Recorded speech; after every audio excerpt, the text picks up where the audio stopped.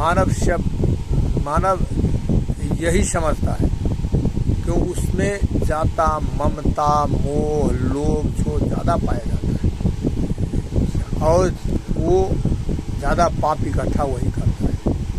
क्यों करता है, किसके लिए करता है?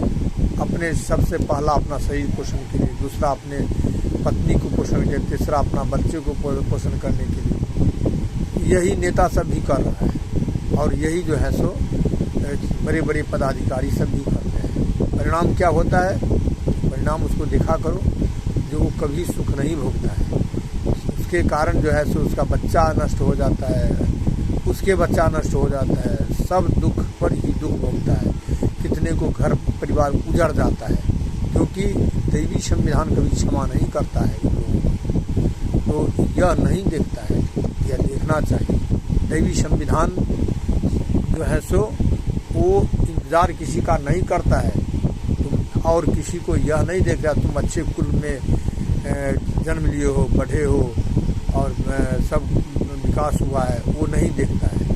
और न तुम अच्छे संस्कार में हो, अच्छे पूजा पाठ निर्धन करते, वो भी वो नहीं देखता है। वो वही देखता है देवी संविधान धर्म। यदि जो कोई है उस जात भी नहीं देखता है, तो ये जो है ये ब्राह्मण है, उसको ये धर्म वो धर्म एक ही है सबके लिए, चाहे डोम हो चाहे ब्राह्मण हो, सबके लिए धर्म एक है। वो धर्म किसी को नहीं छोड़ता है और वही सत्य है। वही सत्य मनुष्य को गिरा देता है अंत में। पहले करता है तू जितना करता है अधर्म तो करो, बाद में जब हमारा बारी होगा आएगा तब तुम कहीं बच नहीं पाओगे। यही देखिए भीष्म काल, कितना अपने पुरुषार्थ जब तक था तब तक कितना वो ऐसे अधर्म किए। हमें क्या जरूरी है, हम उसको राज सत्ता को हम यही बात कहे थे, जो हम इसको अपने जो रहेगा उसको आज्ञा का पालन करेगा और हम जो है उसको देख रेख में रख अपना सल्तनत रखें। ये तो नहीं कहा था जो जिसको शादी नहीं होता है उसको कोई लड़की हरण के लाओ, अपहरण करके लाओ, जिसको ये होता है उसको ये करो, ये सब तो नहीं प्रतिज्ञा किया था।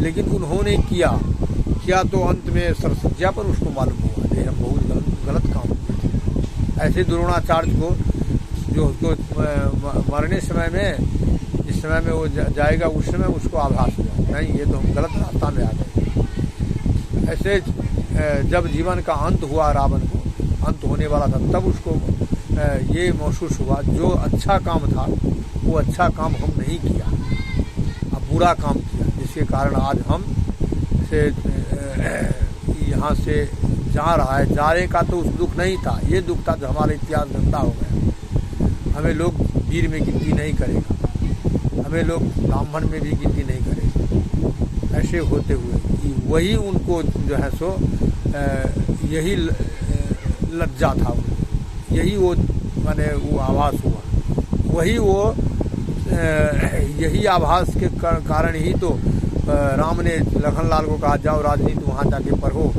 बहुत राजनीतिक है रावण। तो रावण के पास में जाकर राजनीति, वही रावण ने पढ़ाया, जो करने का था वो नहीं किया, जो नहीं करने का था वो कर दिया। इसी कारण देखो हमारा क्या दुर्दशा हुआ। यही सोच समझ करके कोई काम करना चाहिए। और जो आदमी, जो मनुष्य बहुत दुख भोग चुका है जीवन में, बहुत पीड़ा भोग चुका है, बहुत स्थान में जा चुका है, बहुत लोगों से मिल लिया है, बहुत मनुष्यों को दुख देख लिया है, अब पीड़ा अपना भी भोग लिया है, ऐसे व्यक्ति से मार्गदर्शन लेना चाहिए जो वो सही मार्गदर्शन करेगा।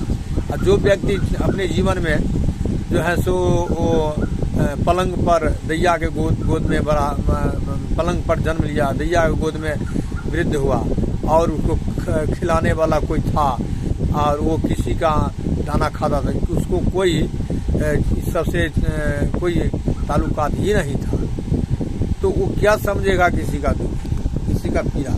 यही इसीलिए तो देखते हैं भारत का राजनीति जो है सो गंदा हो गया। मुगल का राजनीति गंदा, अंग्रेज का राजनीति गंदा, कांग्रेस का राजनीति गंदा।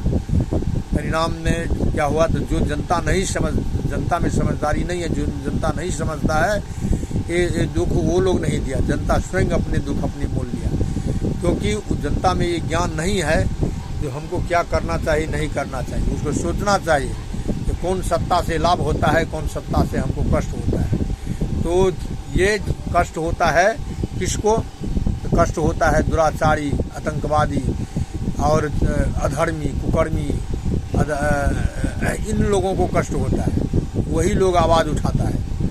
और जो मध्यवर्गीय है, जो दुख भोगता है, वो कभी आवाज़ नहीं उठाता है, तो वो समझता है कोई भी सत्ता आएगा तो हमारा दुख रखा है। मुगल के समय में भी वो दुख होगा, अंग्रेज के समय में भी दुख होगा, कांग्रेस के समय में भी दुख होगा, और इस समय में भी वो जो है तो दुख है। मैंने रखिए, इस समय में दुख हल्का हुआ है, क्योंकि जो काज मोदी जी ने किया है वो काज साधारण का जो साधारण अभी तक कोई ऐसा नेता नहीं किया है जो काम किया है।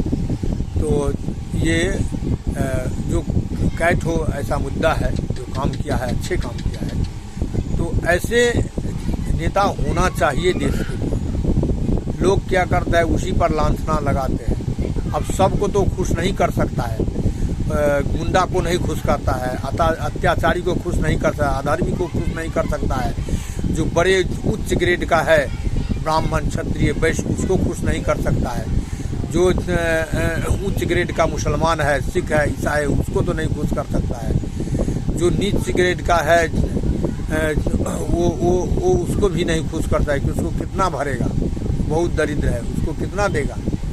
वो अपना काम स्वयं करेगा, वो नशा चढ़ाता है ऊपर उच्च ग्रेड का लोग। बेरोजगार है, बेरोजगार है और लड़ेगा हम, पाएगा तुम, लड़ेगा हम मध्यवर्गीय और नीच वर्गीय, लेकिन नौकरी पाएगा उच्च वर्गीय, चाहे वो मुसलमान हो, सिख हो, ईसाई हो, ब्राह्मण हो, क्षत्रिय हो, वैश्य हो, जो धनवान है, जो विद्यावान है, जिसके घर में बाहुबल है, जिसके घर में पैसा है, सुख वही भोगेगा, वही उसी का बाल बच्चा सब नौकरी करेगा।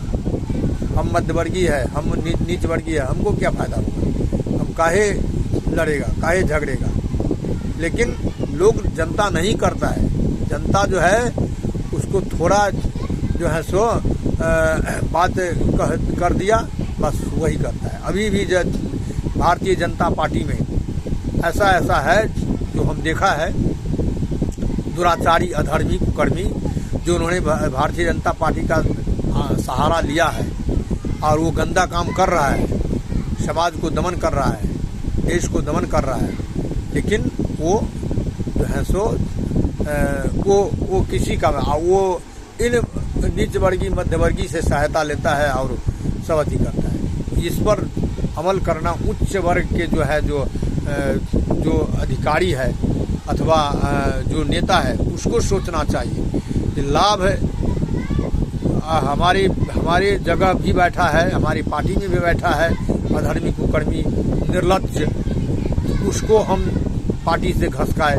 क्योंकि हमारा पार्टी वही नष्ट कर देगा। यही जो कांग्रेस में हुआ, तो निर्लज्ज, अधर्मी, कुकर्मी जो था, अभी भी है, वही उसका जो है सो कांग्रेस को खा गया। ऐसे ही इसमें भी वो दीमक है, जैसे दीमक किसी कागज को, लकड़ी को खा जाता है, ऐसी दीमक है। उस दीमक को तो पार्टी को हटाना चाहिए। जो दीमक रहेगा तो कभी भी वो जो से आगे नहीं बढ़ सकता है। यही दीमक खा रहा है और वही जो है सो ज़्यादा धन कमा रहा है, वही ज़्यादा सुख भोग रहा है। लेकिन ये मध्यवर्गीय, नीचवर्गीय का सोचन शक्ति छीन है, वो सोचता ही नहीं है। हम काहे इन निर्लज्ज धर्मी के साथ में काहे हम जाएगा, काहे हम आके वो हल्ला सराबा करेगा। अब हम वाणी में बोलो नारायण भगवान।